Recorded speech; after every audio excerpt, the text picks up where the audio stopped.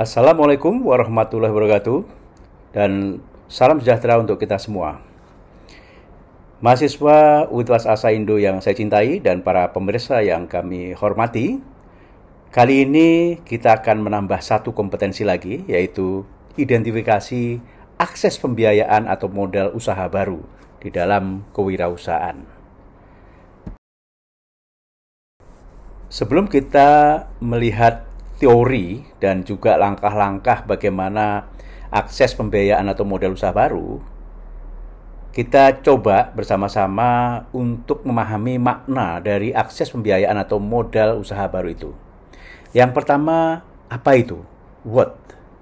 Ini adalah kemampuan untuk mendapatkan dana atau sumber daya keuangan yang diperlukan untuk memulai, mengembangkan, atau mengelola usaha baru. Kenapa ini penting? Ya, karena ini akan biaya operasi dan menjadi investasi dan juga mendorong pertumbuhan. Kapan kita harus punya akses pembiayaan atau modal usaha baru ini? Yang pertama adalah awal perencanaan bisnis, ketika pemilik atau pendiri bisnis mempertimbangkan kebutuhan keuangan yang dibutuhkan untuk memulai operasi. Dan selama siklus hidup bisnis. Di mana yang dibutuhkan? Tentu saja, atau where? Tentu saja di berbagai tempat, termasuk dalam perencanaan bisnis, dalam pertemuan dengan penasihat keuangan, atau melalui riset pasar untuk memahami opsi pembiayaan yang tersedia. Siapa yang harus melakukan ini, akses ini? Atau who? Yang pertama adalah identifikasi akses pembiayaan umum yang merupakan tanggung jawab pemilik bisnis atau pendiri. Juga pada manajemen keuangan dan tim keuangan mungkin terlibat dalam proses ini. Bagaimana melakukannya? Atau how? Evaluasi kebutuhan finansial pertama. Kemudian pemilihan sumber daya pembiayaan atau sumber pembiayaan, perencanaan keuangan, pengajuan aplikasi, dan pertimbangan strategi bisnis alternatif. Baik, kita lihat bagaimana teori-teori akses pembiayaan atau modal usaha baru ini.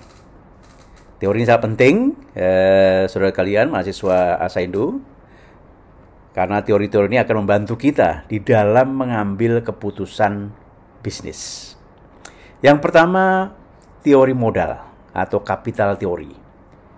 Ini sering disebut juga job preferential liquidity atau preferensi likuiditas. Jika tingkat bunga terlalu tinggi, investasi dapat terhambat karena investor lebih memilih kekayaan liquid. Dalam pandangan Keynes, jika tingkat pengangguran tinggi, ini bisa menjadi tanda bahwa tingkat investasi rendah. Dan upaya pemerintah atau kebijakan moneter mungkin diperlukan untuk mendorong investasi agar meningkatkan pekerjaan. Teori kedua, yaitu teori keputusan investasi atau investment decision theory. Menurut Lindner, perusahaan cenderung mempertahankan stabilitas dividen dari tahun ke tahun dan menghindari perubahan drastis dalam besaran dividen. Ini sebagian besar didasarkan pada konsep bahwa pemegang saham memiliki preferensi terhadap kestabilan dividen. Teori ketiga, teori pembayaran startup atau startup financing theory. Teori pembiayaan startup. Ya. Ini untuk yang pertama adalah modal ventura atau venture capital.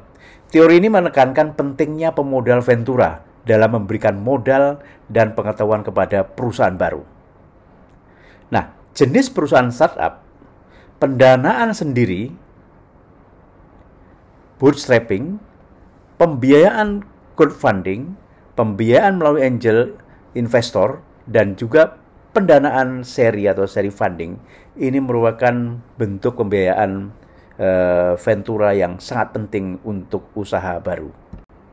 Baik, setelah kita mengetahui makna dari pembiayaan, akses pembiayaan dan modal, dan juga teori dari akses pembiayaan dan modal ini, Maka mari kita lihat bagaimana langkah-langkah untuk mengidentifikasi akses pembiayaan atau modal ini.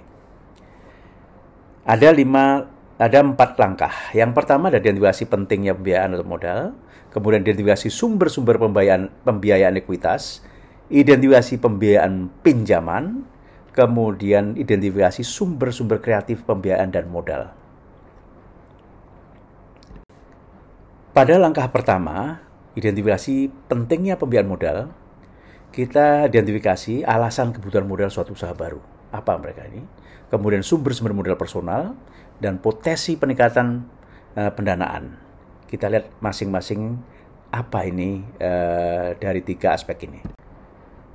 Dalam hal alasan kebutuhan modal usaha baru, ada beberapa alasan yang dapat mencakup karena tantangan cash flow, kemudian penanaman modal, dan siklus pengembangan produk yang panjang. Sehingga diperlukan suatu modal. Kemudian sumber-sumber modal personal diidentifikasi. Nah, sumber personal ini dapat mencakup dana pribadi pendiri, teman dan keluarga, dan sumber bootstrapping, yaitu menemukan cara untuk menghindari kebutuhan pembiayaan atau pendanaan eksternal melalui kreativitas, kecerdikan, penghematan, pemotongan biaya, atau cara apapun yang diperlukan. Kemudian aspek yang ketiga, potensi peningkatan pendanaan.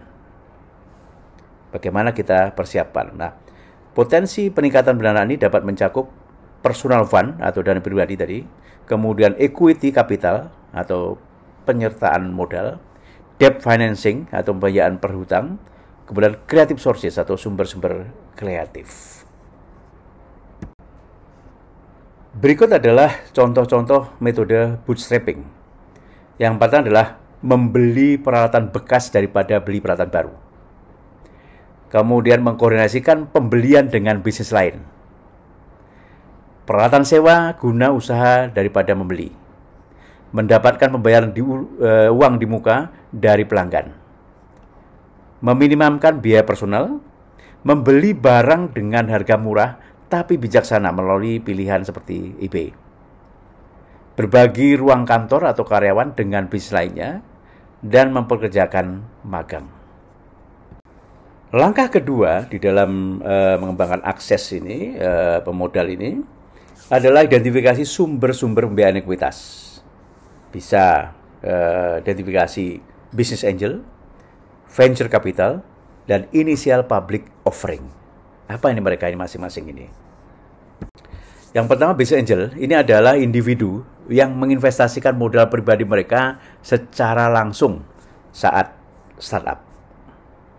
Kemudian business angels ini prototikal berusia sekitar 50 tahunan, berpenghasilan tinggi dan kaya, berpendidikan tinggi, telah sukses sebagai wira swasta dan tertarik dengan proses startup.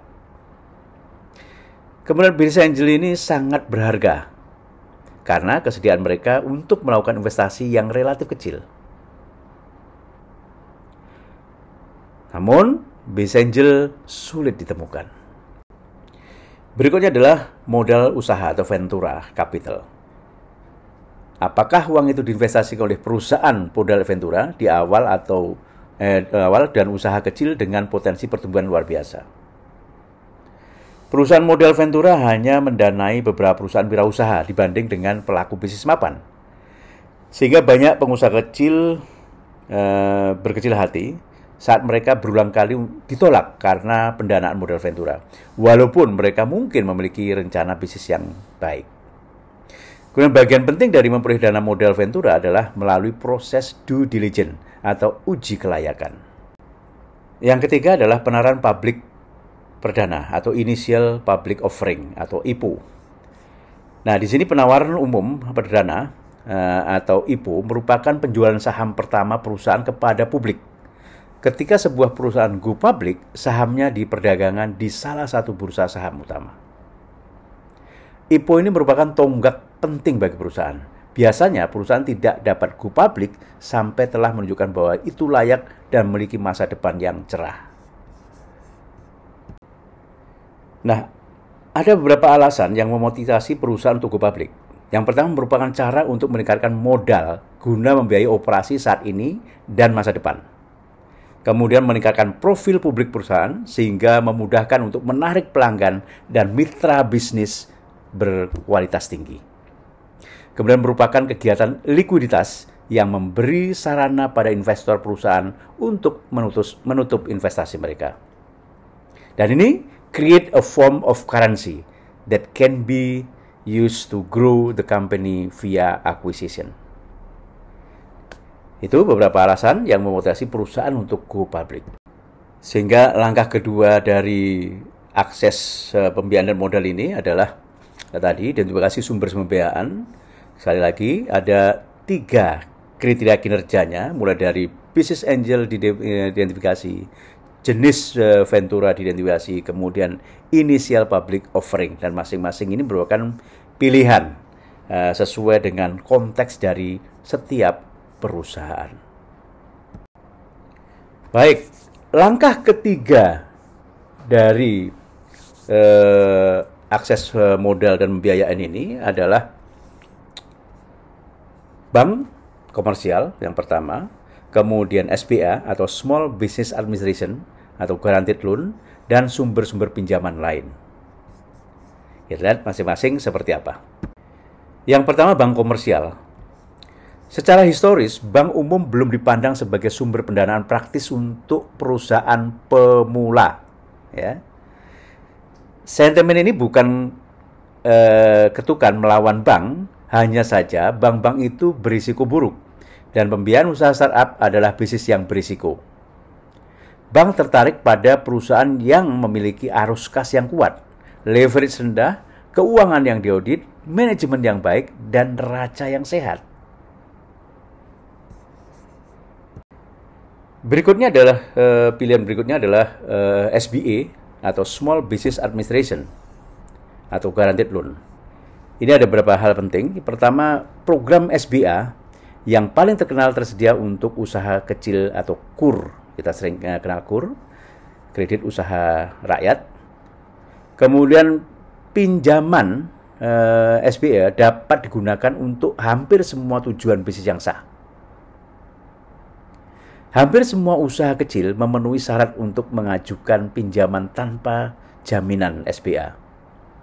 Dan pinjaman tersebut untuk usaha kecil yang tidak dapat memperoleh kredit dan di tempat lain.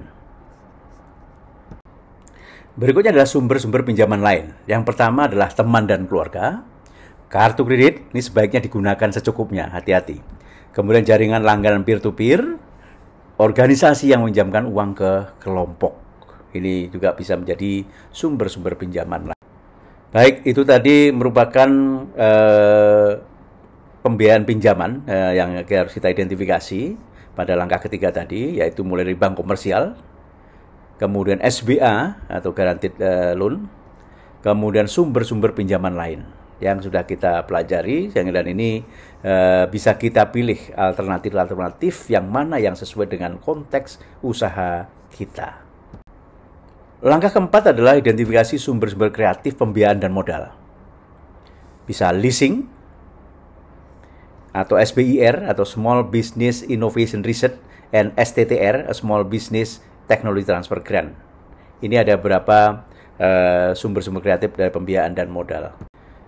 Yang pertama, leasing. Ini sewa adalah perjanjian tertulis di mana pemilik properti mengizinkan seorang individu atau bisnis untuk menggunakan properti tersebut selama jangka waktu tertentu dengan imbalan pembayaran.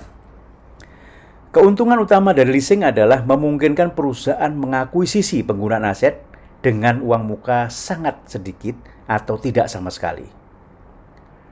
Kemudian sebagian besar sewa menggunakan uang muka sederhana dan pembayaran bulan selama masa sewa. Kemudian pada akhir sewa peralatan, usaha baru ini biasanya memiliki pilihan untuk berhenti menggunakan peralatan tersebut, membelinya untuk nilai pasar yang wajar, atau memperbarui sewa guna usaha. Leasing hampir selalu lebih mahal daripada membayar uang tunai untuk barang.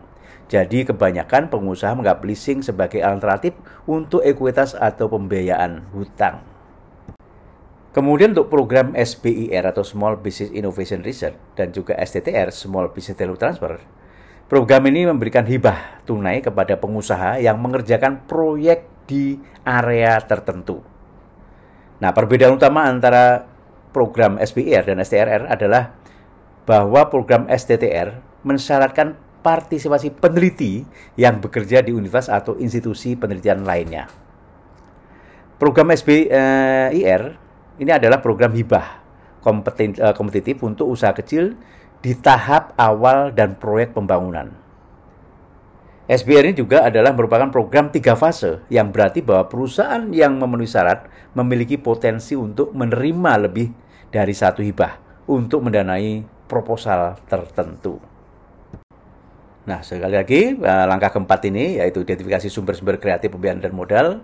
Tadi sudah kita bahas mulai dari leasing atau sewa, kemudian SBIR atau Small Business Innovation Research, dan juga STTR yaitu Small Business Technology Transfer atau transfer teknologi. Baik, kita tadi sudah membahas makna teori dan langkah-langkah, juga kriteria-kriteria. Maka saudara kalian silahkan dibuka buku kerja kalian untuk kita berlatih agar setelah memaknai kemudian juga teori, maka kita bisa bisa melakukan kegiatan ini. Dan silahkan dibuka untuk formulir pada buku kerja ini untuk identifikasi akses pembiayaan atau modal usaha baru. Di sana tadi sudah kita bahas ada 4 langkah ini yang merupakan elemen, dan instruksi kerjanya yaitu di dalam kriteria unjuk kerja dan batasan variabel sebagai pilihan yang sesuai konteks dari mulai dari rencana bisnis kalian semua hingga pada tahap pengorganisaan kelembagaan bisnis kita tadi. Ini lanjutannya yaitu langkah ketiga dan keempat, dan saudara kalian mahasiswa silahkan dicoba sesuai dengan konteks bisnis kalian yang telah direncanakan sejak awal dan untuk memulai beroperasi. Baik, kita sudah sampai pada summary. Kita sudah melakukan pembahasan mulai makna, teori, langkah-langkah, kriteria, dan pilihan-pilihan untuk mengembangkan atau batasan variabel di dalam akses pembiayaan atau modal usaha. Ini adalah summary dari langkah-langkah yang kita bahas, mulai dari identifikasi pentingnya pembiayaan atau modal, mulai dari alasan kebutuhan modal usaha baru, sumber-sumber modal personal, potensi peningkatan pendanaan. Kemudian pada langkah kedua, identifikasi sumber-sumber pembiayaan ekuitas, mulai dari business angels, jenis volume, venture capital, kemudian initial public offering. Kemudian pada langkah ketiga, kita sudah identifikasi pembiayaan peminjaman, mulai dari bank komersial, SBA, guaranteed loan, sumber-sumber pinjaman lain. Dan langkah keempat tadi adalah identifikasi sumber-sumber kreatif pembiayaan dan modal, mulai dari leasing atau sewa, SBIR, dan STTR grant. Dan kita sudah bahas, semoga ini menjadikan dan memastikan saudara sekalian mahasiswa ASA Indonesia betul-betul kompeten di dalam akses pembiayaan atau modal usaha baru. Baik, terima kasih atas perhatian dan ketekunan saudara sekalian dan juga para pemirsa lainnya. Terima kasih. Wassalamualaikum warahmatullahi wabarakatuh. Salam kompeten.